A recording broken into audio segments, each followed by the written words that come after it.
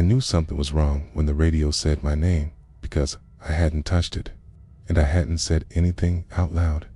I kept my hands on the wheel, knuckles tight, eyes forward. For a few seconds, I convinced myself I had imagined it. Long night, empty road, brain filling in gaps. That happens out here after midnight. The radio crackled, again, low, uneven, like someone clearing their throat on the other end. I turned the volume knob down, slowly, careful not to make it feel like a reaction. The silence that followed felt worse than the sound. I focused on my breathing, in through the nose, out through the mouth. The engine hummed steady beneath me, tires eating up blacktop that looked exactly the same mile after mile. No cars, no lights, just the faint reflection of my own headlights stretching into nothing. That was when I realized the radio was still on. The display was dark. No station number, no scan light, just a dim glow, like it hadn't fully shut off. I told myself it was electrical bleed. Old rig, loose wiring. Radios do weird things when they're dying. Then it spoke again. Not music, not static, a voice, too close to be normal. You still there? I felt my shoulders lock up. My foot eased off the accelerator without me deciding to. The speedometer dipped. I didn't answer. The voice didn't sound threatening. That was the worst part. It sounded casual, like someone checking in. I reached for the radio again, this time to turn it off completely. Power button, long press, nothing happened. The display flickered, then brightened, just enough for letters to appear. No signal. That's not funny, I muttered, mostly to hear my own voice. The road curved slightly, pulling my headlights across a stand of dead trees. Their shadows slid across the cab, long and thin, like fingers. The radio clicked. I said, "You still there?" My name followed again, clearer this time. My chest tightened. I checked my mirrors, left, right. Nothing behind me but darkness and my own red taillights stretching back forever. I hadn't given my name to anyone tonight. I swallowed and forced myself to think logically. CB interference, cross-channel pickup, maybe someone nearby messing around, using a handle that sounded like my name. That explanation almost worked, until the voice added, "You've been quiet since the last mile marker." I hadn't looked at the mile marker, not consciously, but my eyes flicked to the right side of the road anyway. The sign passed by, reflective numbers flashing white in my peripheral vision. Mile 217. My grip on the wheel tightened. I didn't slow down this time. If anything, I pressed the accelerator a little harder. The engine responded, low and steady. The radio crackled again, softer now. "Don't do that." I felt it in my stomach first, cold drop, like missing a step on the stairs. "Do what?" I asked, before I could stop myself the second the words left my mouth. I regretted them. The radio stayed quiet for a few seconds, long enough for my heart to start pounding in my ears, long enough for me to notice how loud my own breathing sounded in the cab. Then the voice came back, closer, calmer. "Speed up when you're nervous." My foot twitched. I hadn't realized I had done that. I glanced down at the dashboard. Everything looked normal. Speed, fuel, temperature. No warning lights. No signs of anything wrong except the radio. The display changed again. Midnight passed. I shook my head. Okay. This is fatigue. That's all. I reached for my phone, thinking I'd call dispatch, or anyone, just to break the eye. Isolation, no signal. The screen stayed black longer than it should have, then lit up with a notification. No service. I tossed the phone onto the passenger seat and laughed, a short, sharp sound that didn't feel real. Figures. Instead, the radio clicked. You always say that when you're lying to yourself. I stopped laughing. My mouth went dry. Stared straight ahead, afraid that if I looked at the radio, something about it would change. "Who is this?" I asked. Another pause. Longer this time. The voice came back quieter. "Does it matter?" The road dipped slightly, headlights angling down, then up again. For a split second, the darkness ahead felt thicker, like the light didn't want to go into it. I thought about pulling over, stopping, sitting there until morning. The idea felt wrong the moment it crossed my mind.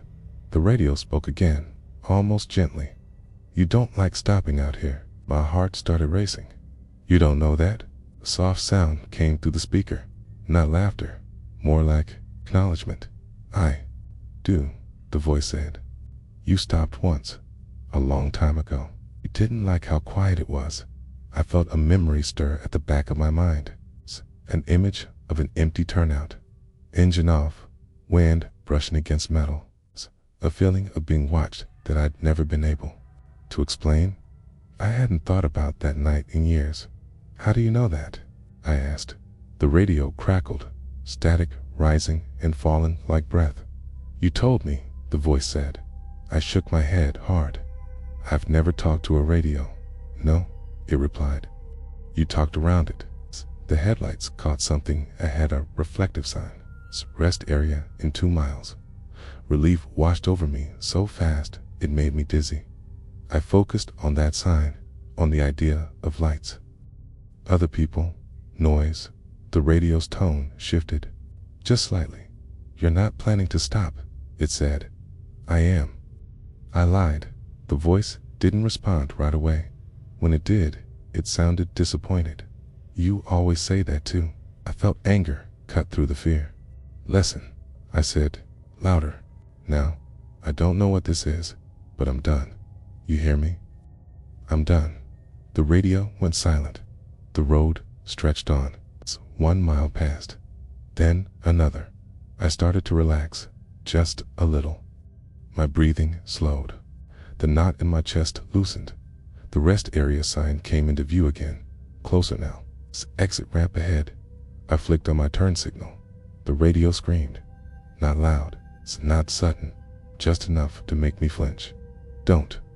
My hand froze mid-turn. I stared at the blinking arrow on the dashboard, then back at the road. "Why not?" I asked, my voice barely steady. The radio hissed softly, like something thinking. "Because," it said, "this is where you start remembering." The exit ramp slid past my peripheral vision. I didn't turn. The blinker clicked off on its own. I don't remember deciding to let it pass. The radio's tone softened again. Satisfied. "That's better," it said. "Just keep going." The highway opened up ahead of me, vast, empty, and endless. I drove for another hour without speaking. The radio stayed quiet, almost quiet, every so often, slow, patient. When my shift finally ended and the sky began to lighten, the radio went dead. No sound, no display, like it had never been on at all. I told myself it was over. I still tell myself that, but sometimes, after midnight, when I'm driving alone and the cab gets too quiet, I catch myself waiting, and I don't know if I'm listening for the radio war for myself to answer back. I knew something was wrong when the headlights behind me didn't move. Even after I slowed down, I noticed them in my mirror first. 2 dull points of light, low on the road, sitting just far enough back that I couldn't tell what kind of vehicle it was. It wasn't unusual. Night driving teaches you not to question every shadow. Still, I eased off the accelerator a little. The headlights stayed exactly where they were, not gaining, not falling back, matching me. I checked my speed. 58. I dropped to 52. The engine tone changed. The hum deepening. The distance behind me didn't. That was when my neck started to feel tight. That slow awareness creeping in. The kind that tells you something is off before your brain catches up. "Okay," I muttered. "Maybe cruise control." I sped up again. To 5. This time, the headlights followed. Perfectly. I glanced at the road ahead, then back to the mirror. Empty highway. exits for miles. No other traffic in either direction. Just me and whoever was behind me. I adjusted my mirrors, angling them slightly to get a better look. The lights blurred at the edges, like they were fighting the darkness. I couldn't see the outline of a cab, no height, no grille reflection, just headlights. That was the first thing that bothered me. Most vehicles throw some shape, some hint of mass. These didn't. I told myself it was the angle. The road dipped and curved out here. Lights could do strange things when there was nothing else around. Still, my shoulders stayed tight. I reached for the radio, thumb brushing the dial. The cab filled with low static. Then a late-night talk show faded in, a human voice, casual, laughing at something that wasn't funny. Relief washed over me. I left it on. Louder than usual. The headlights stayed close. 10 minutes passed. Then 15. I slowed again. This time, deliberately, down to 40-5. The headlights didn't pass, didn't fall back. They hovered. I felt my heart beat in my ears now.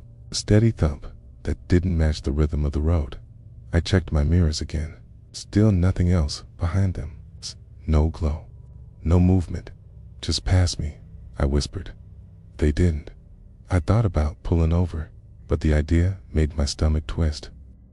Stopping out here on an empty stretch with something that clearly didn't behave like a normal driver. That felt worse than keeping moving. I stayed in my lane. The road straightened, long, flat, headlights stretching far ahead. In the mirror, the lights behind me seemed closer now. Not by much. It's just enough to notice. My fingers tightened around the wheel. Okay, I said, louder. Okay. I flipped on my hazard lights, just to see what would happen. The orange flashes reflected faintly off the asphalt. The headlights didn't react. No slowdowns, no change. Like they weren't watching my signals. Like they were watching me. I turned the hazards off. The radio crackled, cutting out mid-sentence. The host's voice warped, stretched thin, then vanished into static. I frowned and tapped the radio face. Don't do that now. The static settled. Silence filled the cab. The headlights behind me brightened, not suddenly, gradually, like someone leaning closer. I swallowed hard. All right, I said, forcing calm. You want to ride my bumper? Fine. I accelerated. 70, then 75. The engine strained slightly. The road blurred at the edges. The headlights stayed with me, perfectly. No wobble, no delay. That was when I realized something that made my skin crawl. They weren't bouncing. Any vehicle on this road would hit small imperfections, dips, cracks. You'd see the lights bob, even just a little. These didn't. They floated. I let off the gas, heart hammering. That's not possible. The radio clicked back on by itself, static. Then a low hum. I didn't remember turning it back on. The headlights behind me dimmed slightly, then returned to their previous brightness. The hum from the radio deepened, syncing with my speed. I felt trapped in a rhythm I hadn't agreed to. I glanced at the clock on the dashboard. 12:07 a.m. Midnight had passed without me noticing. The hum shifted. For a moment, I thought I heard words in it. Not clear, not formed. Just the suggestion of speech, riding the static. I shook my head and focused on the road. A sign loomed ahead. Truck stop. 12 miles. 12 miles felt like nothing and too much at the same time. I fixed my eyes on the sign as it passed, the reflective letters flashing white. When I looked back at the mirror, the headlights were closer, close enough now that they filled more of the glass. I still couldn't see a vehicle. Back off, I said, my voice tight. The hum on the radio deepened. Almost like acknowledgement, I changed lanes, slowly, carefully. The headlights followed into the same lane. No hesitation. I felt a spike of fear then, sharp and undeniable. This wasn't coincidence. This wasn't someone distracted. This was deliberate. I reached for my phone again. No signal. The screen stayed dark longer than it should have. I tossed it aside. Think, I muttered. Just think. I flicked my high beams on, flooding the road behind me with white light. For a split second, the headlights vanished. My breath caught. Then they came back, closer. So close now that the light spilled into my cab, washing the interior in pale glare. My shadows stretched across the dashboard, warped and wrung. I could feel the heat of the engine, smelled the faint temps of oil and rubber. The radio hum cut out. Silence slammed into the cab. Then a sound came through the speakers, breathing, slow, controlled. Not mine. I froze. The headlights behind me dimmed again, like eyelids lowering. The breathing synced with my own for a few seconds. In, out. Then it changed, adjusted, like it was correcting itself. My chest tightened painfully. No, I whispered. The breathing stopped. A voice replaced it. Quiet, almost thoughtful. You noticed. I stared straight ahead, afraid that if I looked at the mirror again, I'd see something I couldn't unsee. Who is this? I asked. The voice didn't answer right away. The headlights drifted closer still, till the light flooded the cab completely. You drive this road a lot, it said.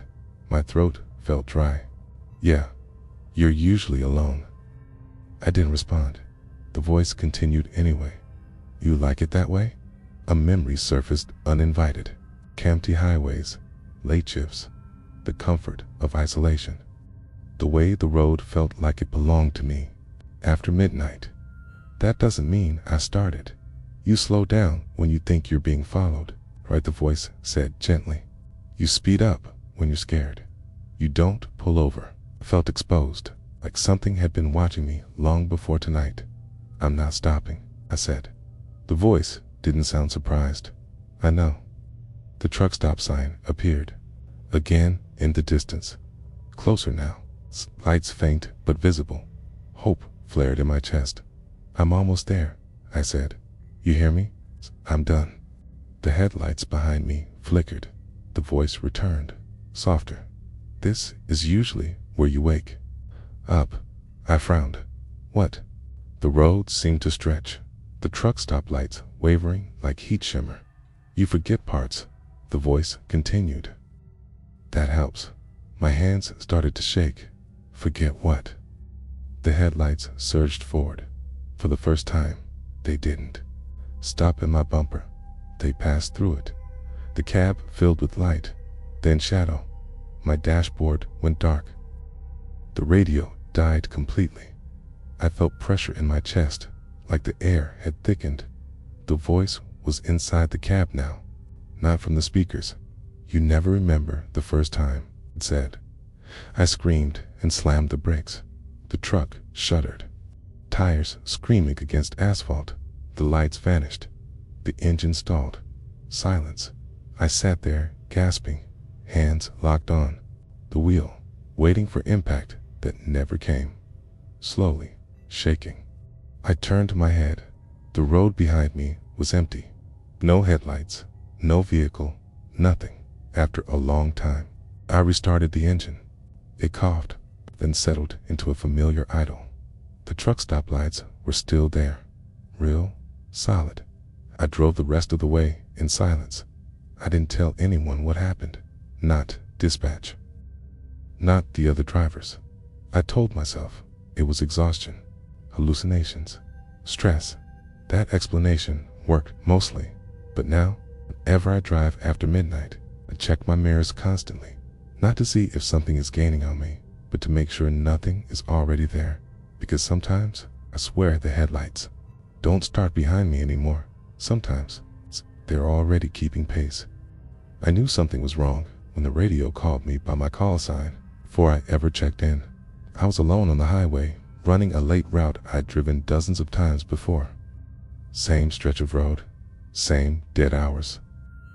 The kind of drive where your body goes on autopilot and your mind drifts just enough to make the silence noticeable. The CB had been quiet all night. No chatter, no static bursts, nothing. I hadn't even turned it on properly. The volume knob was barely cracked, just enough to hear if someone broke through. Then the speaker clicked. A soft pop, like someone pressing the button. It's halfway, and a voice said my call sign. Not loudly, not urgently, just casually, like they were. Already mid-conversation, I felt my hands tighten on the wheel before I consciously reacted. My eyes flicked to the radio, then to the mirrors. The road behind me was empty. "Who's that?" I said into the mic, trying to sound normal. No response. I waited a few seconds, listening to my own breathing mix with the hum of the engine. "Probably interference," I muttered. CB radios pick up weird stuff sometimes. Overlapping channels. Distant signals bouncing off the atmosphere. I'd heard voices before that weren't meant for me. Still, checked the display. Channel was the same one I always used. I hadn't switched it. I drove on, a few miles past. The tension in my shoulders eased a little. The highway curved gently, the headlights carving out the same familiar tunnel of darkness. Then the radio clicked again. This time, the voice didn't say my call sign. It said, "You're early tonight." My stomach dropped. That wasn't a broadcast. That wasn't trucker slang. That was a statement. I swallowed. "Who is this?" Static hissed softly. Then, clearer than before, the voice replied, "You don't remember me." I felt cold despite the heater running. I glanced at the clock, 12:14 a.m. after midnight. I told myself not to respond. That engaging was how you made things worse. That's what older drivers always said. But my finger was already on the button. "I think you've got the wrong driver," I said. The reply came instantly. "No, same truck, same voice, same pauses." My chest tightened. "How would you know that?" A short pause followed. "It's long enough to feel deliberate. I've been listening longer than you think." I scanned the road again. No headlights, taillights, no signs of another rig close enough to be on my channel. "Where are you?" I asked. The voice sounded closer now, not louder. "It's nearer, behind you." I slapped my eyes to the mirrors, empty. My pulse hammered. "That's not funny," I said. "I know," the voice replied. "That's why I'm not joking." CB crackled, then went silent again. I drove in rigid silence, every nerve stretched tight. The road felt narrower, the darkness thicker. I told myself to turn the radio off. I didn't. A sign passed on the right. Mile marker, I recognized. That was when something else bothered me. The voice hadn't asked where I was. It already knew. The CB clicked again. "You missed the turn last time," the voice said. My mouth went dry. "I didn't miss any." "You did," it interrupted. "That's why you're still driving."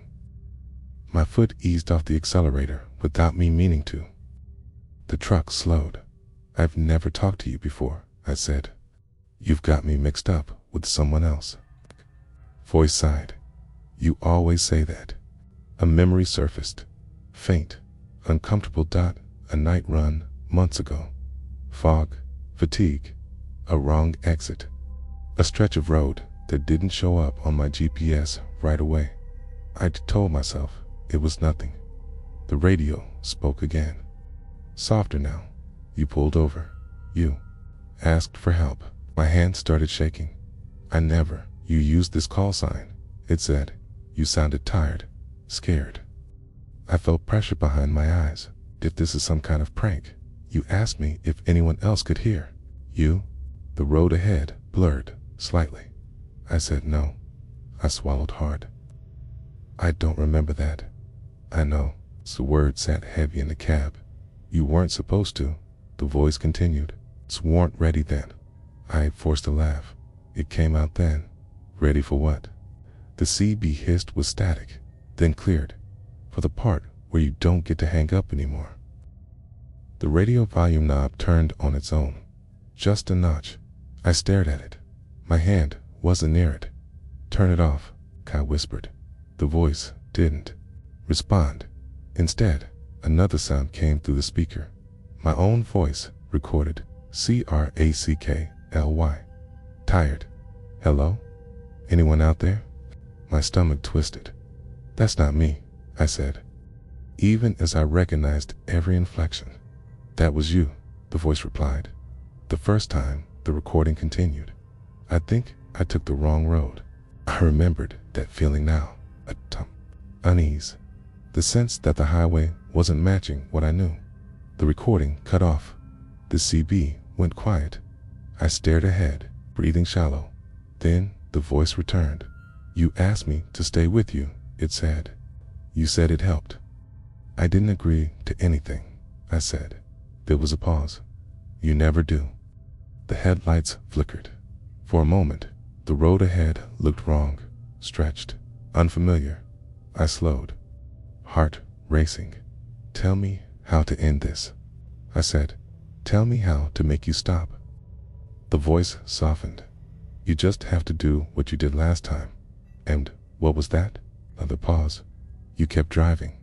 The realization hit me slowly, like cold settling into my bones. "You're not calling me?" I said. "No. You're just there." "Yes." I gripped the wheel. "What happens if I pull over?" The radio stayed silent longer this time. Then, quietly, you wake up confused. You forget parts, not eventually. "You hear me again?" The highway stretched ahead, endless and empty. My phone buzzed on the dash. No signal, no notifications, just the screen lighting up. The CB crackled one last time. "I'll stay with you," the voice said.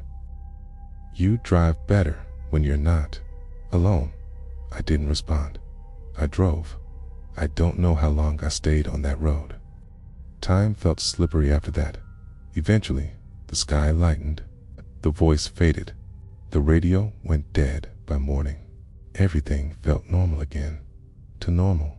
I told myself it was exhaustion, stress, a trick of memory. That explanation works most days. But every night after midnight, before I start a run, I catch myself hesitating. Because sometimes, when the cab is quiet and the road is empty, I hear the radio click, and I wait to see if it knows my call sign first. Asterisk if you drive long enough after midnight. You learn how quiet the world can get, how easy it is to talk to yourself, how comforting it feels when something talks back. But if you ever hear a voice that already knows you, knows your habits, knows the things you don't remember doing, don't ask how it found you. Ask yourself why it sounds like it's been waiting.